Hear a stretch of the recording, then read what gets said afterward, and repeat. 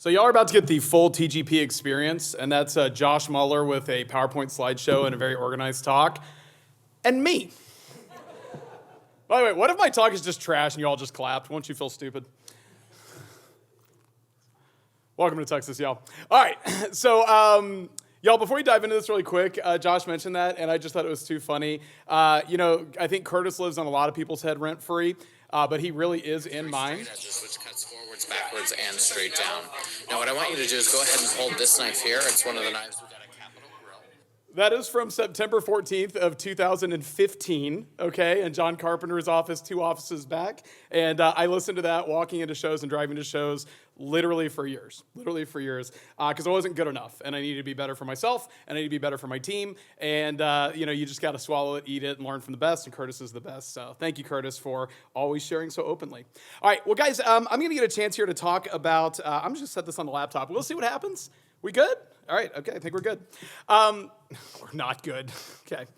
Y'all, I'm going to get a chance to talk about actually managing events when events have started, like the actual process, the art and science of helping impact the results of your event, once the bullets are flying, metaphorically speaking. Guys, think about everything that has to happen just to get a single event off the ground. Creating policies, finding talent, all the research, working with your DVMs, that one district manager who's a pain in the ass, it's probably me, running training, finding shows, forcing those awesome ladies in Olean to send 100 emails out, buying booths, running meetings, doing all this stuff just so the Buda Wiener Dog race booth can open up, all right? Shout out to Lone Star. I love when people are like, we don't have 900 events like Lone Star, and I'm like, you're not hard like Lone Star, okay? Like, they were born in the shadows. You wouldn't believe the shows they do, all right?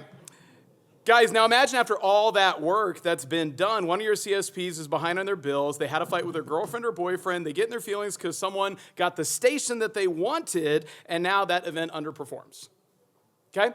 Dozens of people, hundreds of hours, so much blood, sweat, and tears, and just because one person has a human experience, because we're all human beings having a human experience, guys, if you are content to just sort of set it and forget it on your events, and then once things are going, well, let's all just knock on wood and hope for the best, you're leaving a lot of meat on that bone. You're leaving something on the table, and I think we have, or at least I hope, we have some strategies we figured out in TGP that'll be transferable, and we can really get a chance to share with y'all. So guys, really all I want to do here today is just trying to highlight the opportunities that you guys have to impact your events, really just to empower you in your role, help you own your role a little bit, and challenge your thinking. Now, here's the deal. There's more than one right answer, okay? There's more than one right answer. And I think the things we've come up with, I think could be a useful starting point. But honestly, I just am excited we're having this conversation because I can't wait to see what y'all all figure out. There's going to be some gnarly roundtables. There's going to be some great follow-up at coordinator summits in the future when we really get a chance to kind of dive into this. It's some next level stuff.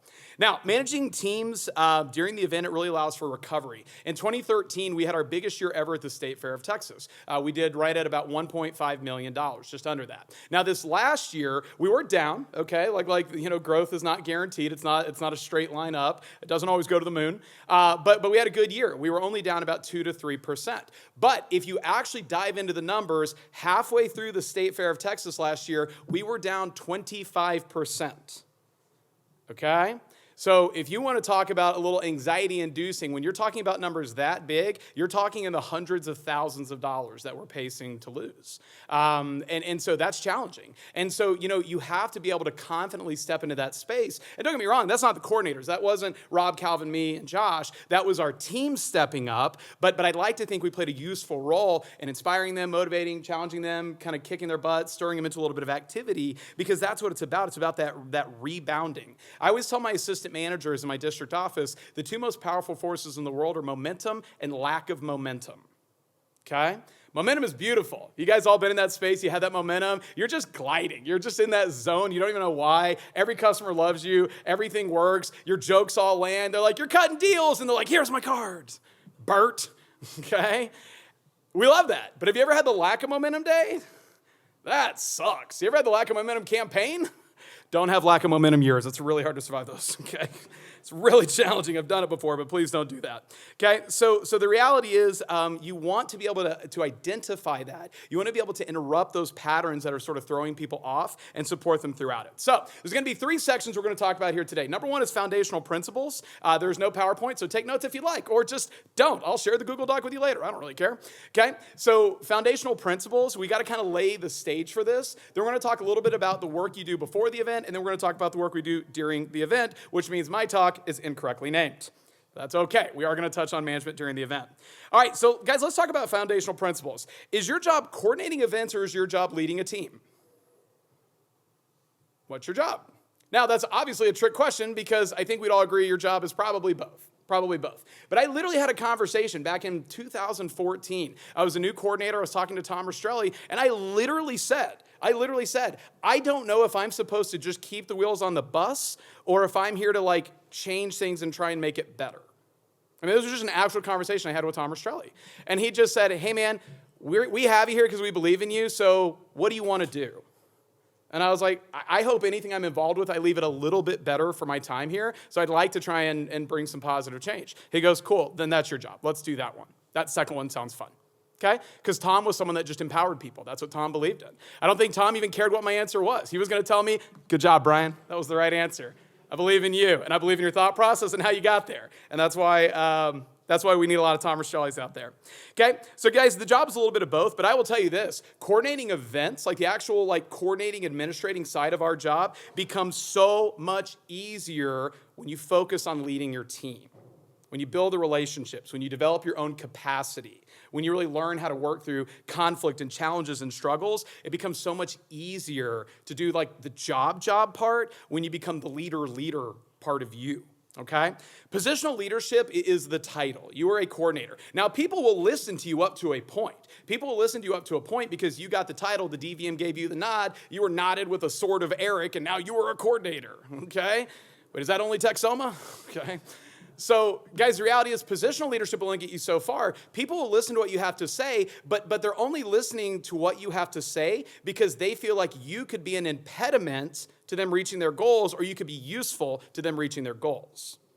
Y'all follow me on that? Like if you only rely on positional leadership, you have to do what I want you to do because I am the coordinator, Calvin is the coordinator, Rob's the coordinator. Like if that is your only lever and the only button you have to press, you will become the lid on the growth and the success and the scalability of your team.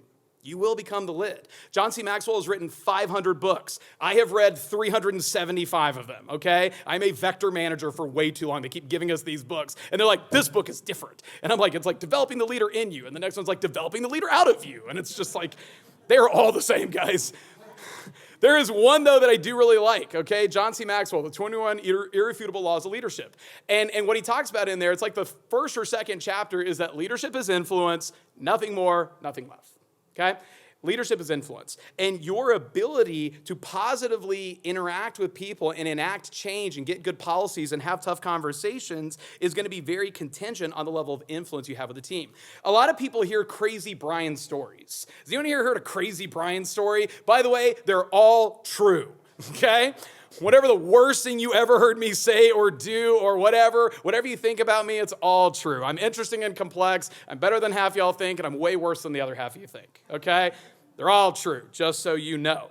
But the reality is, the reason I can get away with some of the crazy things I say and do is because I invest in the relationships. I do my best to be a person of positive influence in the team, and I try and make sure that the people who interact with TGP, I don't just mean CSPs who live in Oklahoma, North Texas, I mean people who are part of the tribe.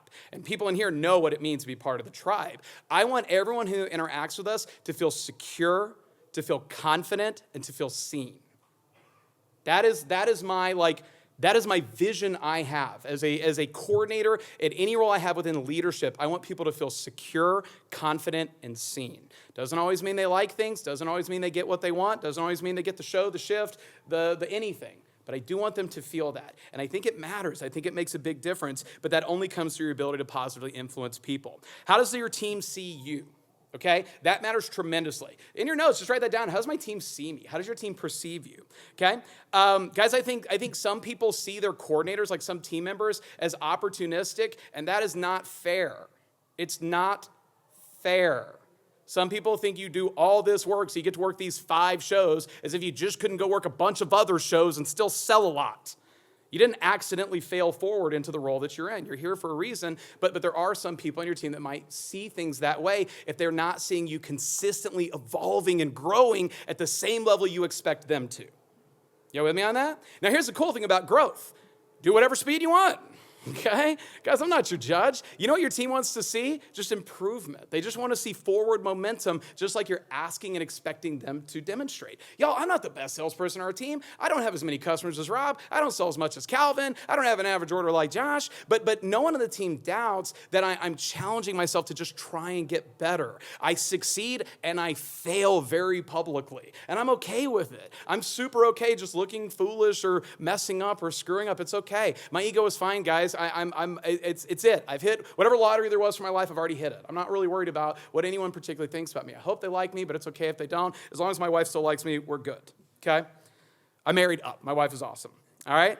Guys, does your team see you as someone that is always trying to grow and learn? Because it's very hard to establish a culture of growth and learning if your team doesn't see you as a figurehead, as someone that's always trying to grow and learn. Okay? It's a very important thing. Guys, team culture. Okay, what is the culture of your team? By the way, if you cannot define your culture, you do not have one. Just FYI. You are just a collection of people that all sell kitchen knives. And by the way, some of y'all might do a dang good job of that, even absent a culture. That's okay. But our culture and our community is my favorite thing about TGP. It's not defined by me, that's for sure. But guys, culture is what people see, what people hear, and what people feel. What they see, what they hear, what they feel. That is what culture is. And guys, where attention goes, energy flows. So the way you establish a culture is by what you highlight, by what you put in front of people, by what they consistently experience by being a part of your organization. Guys, in TGP, we have a culture of accountability. We have a culture of curiosity. We have a culture of community and growth. Okay? And by the way, we have a culture of feedback. We're always talking to each other. We never shut up. It's a Texas thing. I don't know, an Oklahoma thing, okay? But guys, you know, one of our big core values is that we're humble and hungry. And what that means is that we're very, very confident in who we are. We're very secure and confident in who we are, but we always know that we could get better. And that's okay. We're humble and hungry. We're curious. Guys, we're interested. We're intrigued. We're not threatened by anyone else's success. I love talking to Nick Snyder because Nick is an innovator. He's always coming up with just interesting, cool stuff. And I'm just like, damn. I'm going to steal that, okay? And I do. And then like Rob and Calvin figure out how the whole team will do it, okay? But guys, we're curious. We do not have the monopoly on good ideas. We have no ego or big head here. Hey, we're blessed. We have great shows. We have a great team. We work hard and some good CPOs come. Right now, we're big dog. We won't be big dog forever. Who knows? It could be any one of y'all. I'm not really worried about that. There's only so many trophies they're going to give you, and that's okay. But the reality is, guys, we have this culture of just curiosity. We're inquisitive. We want to know why things are happening the way they are. And that's a big thing for you to take to your team, and that's a big thing for you to understand. There's a reason you're getting the results that you are. I promise we're going to get to management during the event, okay? But if we don't set the stage, it won't matter. There is a reason you're getting the results that you are, okay? There's a reason why one person in your team is going to sell 30 ultimate sets this year and another person is going to sell 2. And it wasn't turn roulette, okay? Like, I literally have had this conversation where they're like, man, this person had a 9K day and this person had a $1,500 day. And they're like, dang, I hope I get the corner station tomorrow. Which is roughly the equivalent of seeing Michelangelo make a sculpture being like, man, I really wish I had his like pickaxe thing. Okay? People lose the plot. They miss it completely, okay? Like it's the skill, it's the talent that goes into it. But at the same time, guys, you know, just having that curiosity where you're just not threatened by it. Guys, you have to normalize this attitude of you are so great, but you could always get better. Like that needs to just be not threatening to your team. You're amazing, and I can't wait until you're even better, okay? I worked with Chelsea Rodriguez the other day. Guys, Chelsea is one of the best salespeople I've ever met. And I'm like, man, you're so good. Gosh, think about when you get your orders per day right. She's like, screw you. What did you sell last year? And I was like, enough, okay? But guys, we've earned this, okay? Like I have the relationship with her that we can do that. We're curious. We're not threatened by the fact that we all could get better. That's not a bad thing. That's a positive thing. Earl Kelly used to always tell me, Brian, you're only in trouble when you feel like nothing else you do would make any difference to your results. Because then it's just the universe. Then you're just throwing your hands up, okay? Papa Earl. Love Earl. All right. Y'all, what kind of relationships do you have with your team? All right? Y'all, you got to be able to remind people how good they are without just like feeding their egos and giving them a big head. How can you have that team that's just really humble and hungry? And guys, the reality is just learning with your team when to push and when to pull makes a really big difference. But I will just tell you, when we think about that culture of feedback, and then we'll actually dive in here to the what do you do when the event's going. Guys, you have to have those conversations in advance. You got to know your people, and not everyone on your team is going to come from the exact same place. But y'all, if you want to have that right kind of approach with people where you can have that open feedback, you've got to be able to go to them and say, hey, I want it to be okay if I see something that's not going right, that I can come to you, like respectfully. Not because I'm disappointed with you, not because I'm unhappy with you, because I just want you to hit your goals, okay? Like, is it cool if I see something and I feel like I can share that with you? Are you open to that? Okay? And then whatever they say, you go, cool. Hey, I want you to know that I'm open to that too. Okay, because I get in my head too sometimes, and I need that help and support from you. So if you see me off my game, if you see me rushing my pitch, if you see me dropping down too quick, if you see me not answering objections when you know I'm capable of doing, hey man, just shake me a little bit if you have to. Is that cool? So guys, like having that pre-talk, getting permission from your team to interact with them on that level, that's what takes leadership. Now, this does not mean that you're looking over people's shoulder. We have some people on our team, anytime it's their first year or two at the fair, they're nervous about doing shifts with Josh. Okay? Because they think Josh is like quietly judging everything they're doing. Jeff was like, I don't know if I want to work booth 1 at Oklahoma. Josh will be there. I'm like, dude, Josh is going to have like 19 old ladies waiting to talk to him. I was like, the last thing Josh is going to be paying attention to is how's your new customer script? Oh, they look better than me anyway. That's good. Okay? So, but at the same time, guys, learning your team is a really key thing. You know, what are the buttons with your team? Anthony Cayete's in the back of the room here. And guys, I think Anthony would be the first to say he's a really, really great CSP. He's not our top salesperson, but he's a really great CSP. But something that I love about Anthony is that he can compartmentalize the shows once he's in it, okay? And what I mean by that is I know for a fact, like Anthony will not get buried in the shift costs throughout the day. Does anyone have people on your team that count costs throughout the day? They're stressing because it's an expensive show and they get in their head and they start to feel anxious. Anthony never does that. Okay? Now, don't get me wrong. It doesn't mean he doesn't pay attention. He's a business professional. You know, sure, at the end of the day, maybe he can be like, dang, I paid $500 to be here. We did Mayfest, me, Anthony, and Calvin a few years ago. We paid $5,000 for a show, and we sold $800 at it. Okay? We were all just like, kill me. Mrs. Jones, we take this petite carver, put it right on my wrist and pull. It's a clean cut, okay? Glad that was recorded, all right? That'll go on my highlight rule. But guys, something that I love about Anthony, though, is that he can compartmentalize that. He has that sort of mental toughness. And guess what? Not only knowing that, can I work with Anthony in such a way where I can actually staff him at some of these types of events, but I can highlight that skill to other people. Okay, I've had those conversations with other people on our team when they're stressing, and I go, have you ever worked a really expensive show with Anthony? And they're like, no. Okay, and I'm like, here's how he operates. Okay? And it's cool because I'm able to talk about the fact that Anthony, just for as young as he is, he's able to look at his shift costs over like a campaign and be like, every show and every shift I'm doing is just an investment in this business sales channel I have for this window of time. And then I won't actually know what was a good or bad investment until it's all done. It's like investing in the stock market. Every stock doesn't have to go up every day. I just need over this period of time to get a nice return on my investment. And I've had that conversation. I'm able to use Anthony as an example. And all of a sudden they're like, damn, I never thought about it that way. Okay? Guys, that's how we're able to do shows like Houston Rodeo, and Fort Worth Stock Show, and Mayfest that are very, very expensive shows. Like, we have a team of warriors. They're mentally tough, and sometimes it sucks. You lose money. But again, when you can get your team focused on pulling the camera back, you can interrupt that pattern they're in a show that can be like stunting their ability to perform at the highest level. Let's talk about what we're doing with our events as far as creating expectations. Okay? Guys, people come into every event, they work with preconceived notions based off past performance. And that very quickly become a limiting belief or just a self-fulfilling prophecy. We had this conversation with someone not too long ago on the team, and it was Calvin, not me. And literally, they were looking at Eventalytics, and they said, oh man, the show only did like $4,000 at it last year. I don't even know if that's going to be worth my time. Okay? And Calvin was like, yeah, but who worked it? Okay? He's like, we had 2 new people working it. They had 8 orders for $4,000. He goes, that's actually really good for them. Congrats, great job. Now, had we had Carlton and Steven in there, if we had Rob and Marissa in there, we probably would have gotten 16 orders. They probably would have sold 10 or 15 grand, and all of a sudden, everyone would be fighting for that show. Okay? And so, like, your team goes in with some just, like, mental and emotional baggage, and we have to be able to check that. You want to be able to paint a picture of what's possible and what to expect. Guys, big shows need love, too, all right? You're not just going to walk into a show and sell 15, 20K just because it's good. Like, you're just not. Some shows have more potential than others, that's for sure. The key event strategy based off location, based off attendance, a lot of things. But at the same time, you still have to show up the correct way. And you want your team to show up the right way. Shows aren't good just because they're good. They're good because you're going to make it good. Okay? And there's value in being able to have those step-up conversations with people on your team in a way that doesn't crush them with pressure and expectation. Okay? But being able to say, man, Matt Foss, I believe in you, even though you caught strays in the last talk. Matt Foss, I believe in you. You're amazing, dude. You're so great. This show is going to cook because you're in it. Dude, thanks for your leadership. Thanks for your positivity. Thanks for being a great influence on everyone. But go wreck shop. Run your race and go have fun. Okay? There's a way to do that where you're just inspiring people with the belief that you have in them. Okay?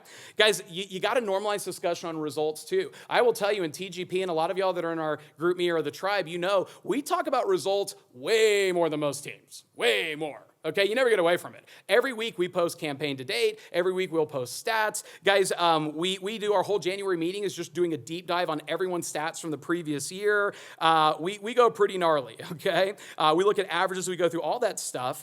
And we do that because it helps keep people on the right side of facts versus feelings. Okay? Because a lot of your team, they operate on this level where they think something is happening or they feel a certain way, and so they don't ever know how to change that gear if you don't challenge it. Okay? By the way, literally last night, I was doing math, and Rob Steiner was helping me with some of this stuff. One of our big marketplace events, Canton, this thing, it's wild. We sell a crap load at this thing, but it's this monthly marketplace, and we got a second booth there. And that second booth is not in as high traffic an area as the first booth, so my team now has seen how the first booth sells more than the second booth, so now all of a sudden a lot of my vets on the team are like, oh, if I can't work the first booth, I don't want to work it.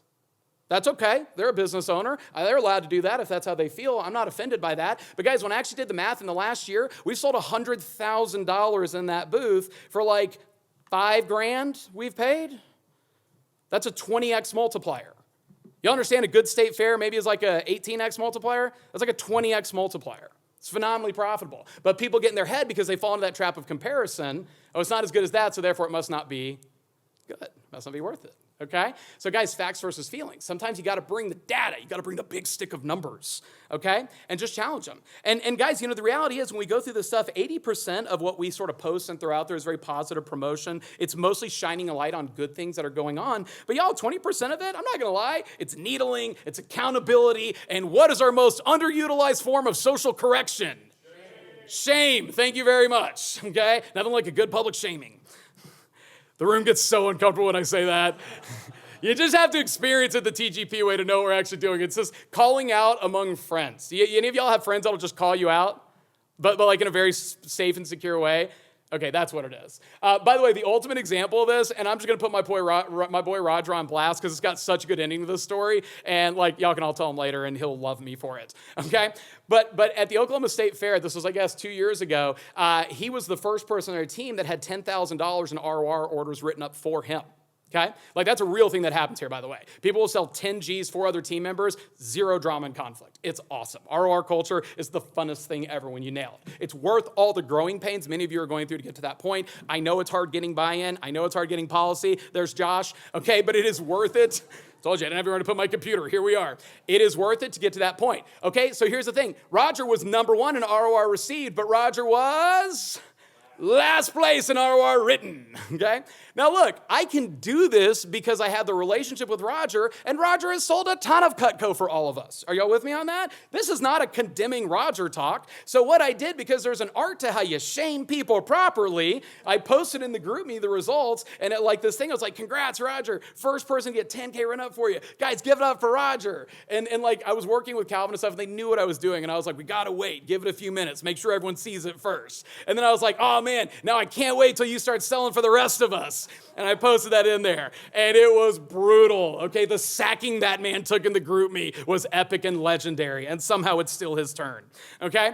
So the best part was, later that day, I saw him. I went over to the booth he was in, because there was no way, I wasn't just going to let that stand. Just so you know, I'm not actually a monster. Okay, you don't have to agree with me, but I'm not a villain in the story.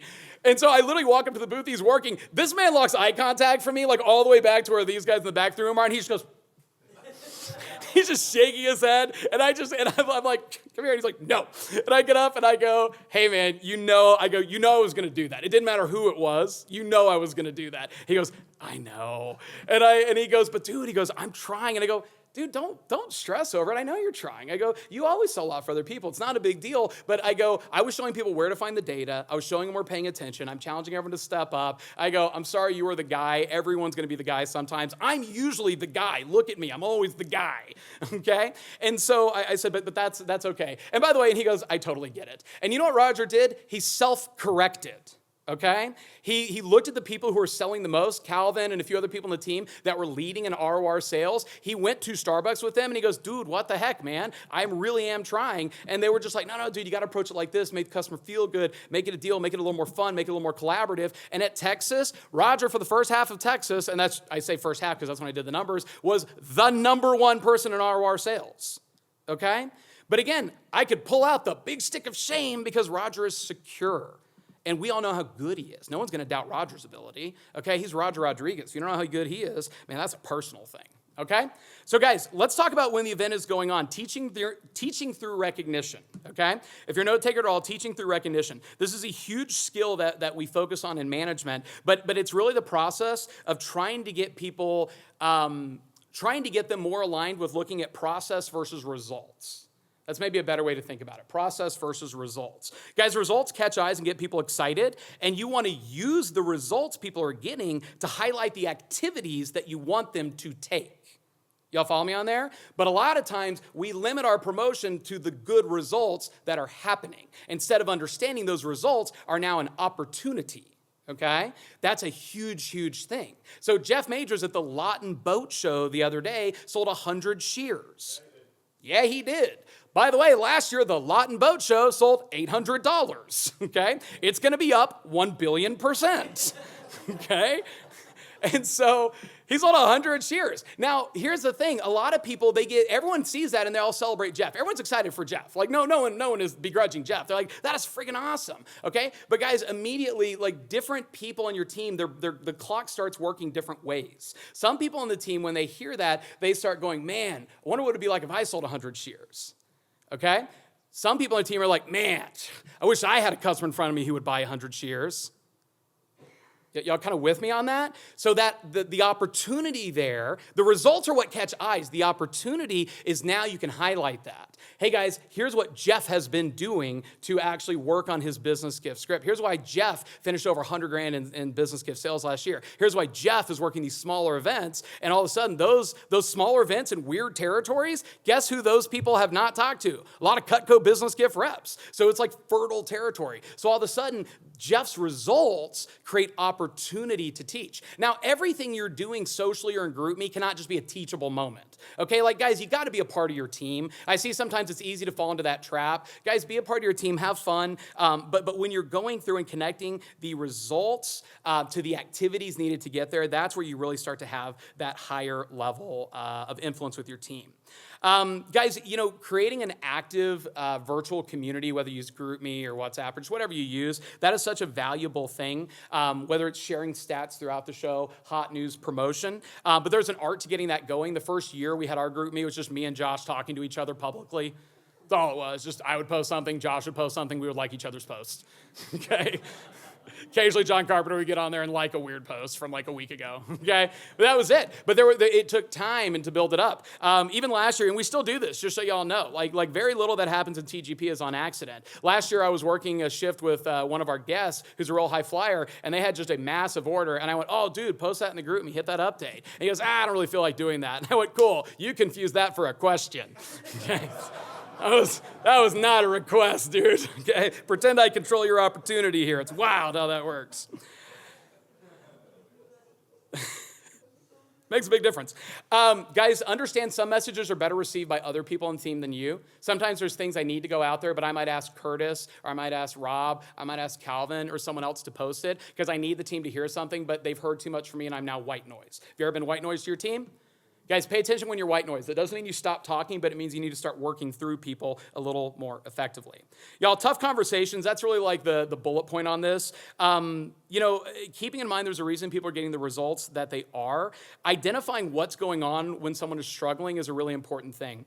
Is it a personal thing? Is it a business thing? Like understanding their motive. Like, what are they working towards? What really motivates them? Because when people are struggling, that negative momentum can just carry them into really, really unfortunate ways. And you don't want, them to sacrifice these next 2 days at a show they're working because that first day didn't go the way they wanted to. This last year at the fair, we had one of our team members was really, really struggling, and they're a really, really good team member. And so the biggest thing that I have found to help this person and many others when they start to spiral is just getting them focused on opportunity, okay? Don't teach. Don't even have to build them up. I mean, do that, but get them focused on opportunity. That's how you interrupt the pattern, is you get them focused on opportunity. And I literally just had this conversation, and I just said, hey, look, the reality is, this is not about being on your scripts or off your scripts. It's not about being good or bad. This is not about beating anyone. I just want you to get your money. That's all I want. I just want you to get your money. Can we have a conversation and maybe I can help and support you getting your money? Because you spent all this time in preparation and this marketing to be here. Man, I just want you to get your money. And just saying that took them out of this sort of space of desperation and judgment. It interrupted that pattern where they're just feeling bad about themselves. Because, guys, I'm not going to teach them. Y'all understand that, right? In the middle of a show, you're not going to teach them anything. You might encourage them, you might remind them. You're not going to teach them anything. But all of a sudden, they literally just sat there and they went, okay, let's talk about getting my money. I was like, cool, let's talk about getting your money. And honestly, all we need to do is just get them to slow down. That was it. Isn't it great when the answer is that simple? And you know who figured it out? Not me. I wasn't even working shifts with them, okay? But I was like, what do you think you're doing different today versus any other time? Don't overthink it. What's your first impulse? And they're like, man, I'm just struggling. I just feel like my mind's going everywhere. It's just racing, and I got all these things going on. And I was like, whoa, slow down. I'm not even catching that. And they were like, I'm doing that to customers. Okay, got to slow down. Good note, Brian. I was like, you're welcome. Guys, 9 times out of 10, they'll come up with their own answer if you can create a safe enough space for them to sort of interrogate their results, not overthink it, not get in their head, not feel judged, rather just seen, valued, and confident, okay? So it's not enough just to be like, you're great, man, you're great, because you're great, and the greatness of your great is how great you're going to be, and it's great. And they're like, thanks, now I feel more pressure. I'm not great today, dude. All right, it's not always good enough. Now, there's room for that. You got to edify people. You got to build them up. By the way, sometimes stupid stuff works. Doesn't always. Sometimes it does, okay? I was working with someone at the Forward Stock Show, and they just were pitching something, and it just got away from them. And these people were extremely qualified. And they were just, like, literally looking at their feet. And I went, what's your favorite color? And they were like, what? I was like, what's your favorite color? Like, blue. And I'm just like, Chipotle or Panda Express? And like, Chipotle, are you a monster? Okay, I was like, great, that was a trick question. All right, and I just asked these, like, 5 rapid-fire questions, and they're like, what is the point of this? And I just went, some will, some won't. Who cares who's next? And he was just like, okay. And it was literally physical pattern interruption. That is literally all it was. Guys, here's the deal. You cannot be afraid to have those tough conversations with your team. I don't actually relish them, but those things like when there's conflict within your team, when there's strife, if there's issues, you delaying is not getting you out of having to deal with these issues. It's just making it infinitely worse when you do. And you delaying as a leader is saying, I'm willing to sacrifice this show on the altar of me feeling more comfortable. You with me on that? And that's not something we can afford to do. That's not what great leaders do, okay? Guys, let me wrap up with this. One of the great parts about being a coordinator is we have the opportunity to positively impact so many people. And in the journey of doing that, you are going to disappoint a lot of people. And I think sometimes it's very easy to white knuckle it as a coordinator because you want so badly your team to thrive and everyone to be successful. You really, really want that. And I want that. And y'all want that. Like, this room really cares about our team. But guys, one of the great things is you have that opportunity to improve someone's life and their business. But the downside is you're going to disappoint people. And that sucks. And I see a lot of people, coordinators, are just afraid to act. And if there's anything I hope all of y'all take from these meetings, I don't care if you remember one thing I said, other than just to own your role. Not from an ego perspective, not to steamroll people, but own your role to just empower people and make the right moves. And guys, sometimes you're going to disappoint people because you did the wrong thing. And by the way, sometimes you're going to disappoint people because you did the right thing. okay? You can't control their response to what you're doing, the work you're doing. You can just do the work that you're doing with as much integrity and energy as you possibly can. But guys, don't shy away from the hard stuff. Don't assume that the momentum of this show is all that show is going to be. Step into that space, talk to your team, lock arms with them, and if you're not sure how to have those conversations, schedule them and then call someone else in this room. Thank you very much.